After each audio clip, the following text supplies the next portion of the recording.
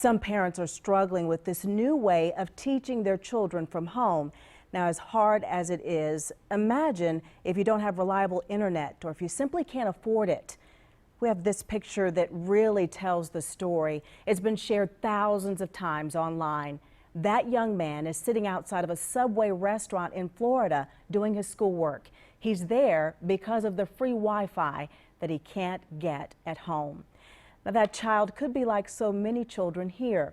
Tonight, our Elsa Gillis says it's a struggle in our area, too. As if this situation weren't already tough for everyone, listen to what one mother is struggling with. Both of her children are home from school and she's trying to help them keep up with learning.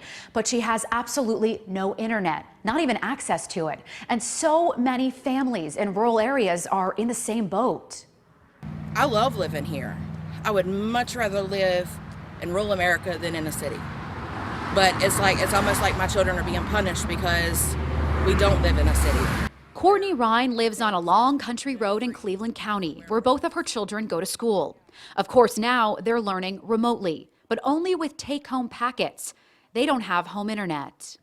I mean, they're learning, but it's not the same as if their teachers were there or if they could access the Google Classrooms and be able to interact, within that setting. She says the companies offering free Wi-Fi to students don't reach her house.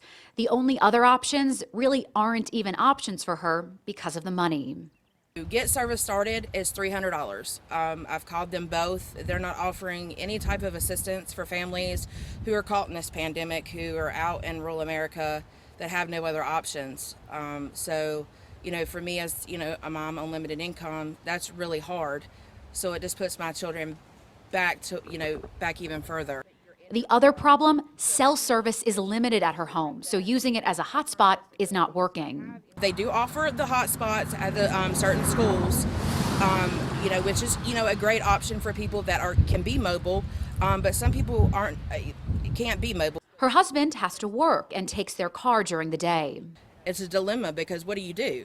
Courtney is far from alone. I've reached out to districts across our area. They're all trying different things to get kids connected. They're giving out hotspots, providing internet access in school parking lots, but they've not reached everyone. CMS has given out thousands of devices. Still, there could be as many as 4,000 students without working devices or internet access. As much as possible before spring break really does start, we're trying to make sure that we give the families the resources they need. Raquel Linton is a social worker at 2 CMS schools.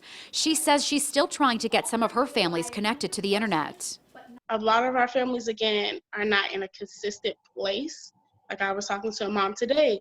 I said, hey, I need a bill. I need some information. She's like, Ms. Linton, I don't have that. I don't ever stay anywhere long enough to be able to keep that all on me. And so it's very easy for people to get lost in the midst of all of this. I feel very frustrated as a mom. I want the best for my kids. Courtney Ryan is in a unique situation, and she knows the schools are doing the best they can, but each day is tough. I tried emailing her school district to ask about options for families in her situation. I also reached out to the 2 internet providers she has access to see what they could do. So far, I haven't gotten answers, but I'm going to keep checking options for families like these. We know this is a problem that isn't going anywhere, and it's critical that students can learn online from home. For any family without access to the internet, I can tell you this. The first step is to contact your school district, teacher, or principal, and be open and honest about your situation. They may be able to help. After all, they want your kids learning as well. Erica? Exactly. So what are your options if you can't afford the internet? Some companies are offering free services, but not everyone qualifies for it.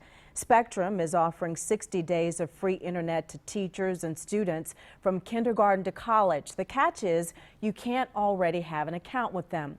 Comporium in Rock Hill is also offering free internet to students for 60 days, again, if they don't already have an account. You can find more information on our news app.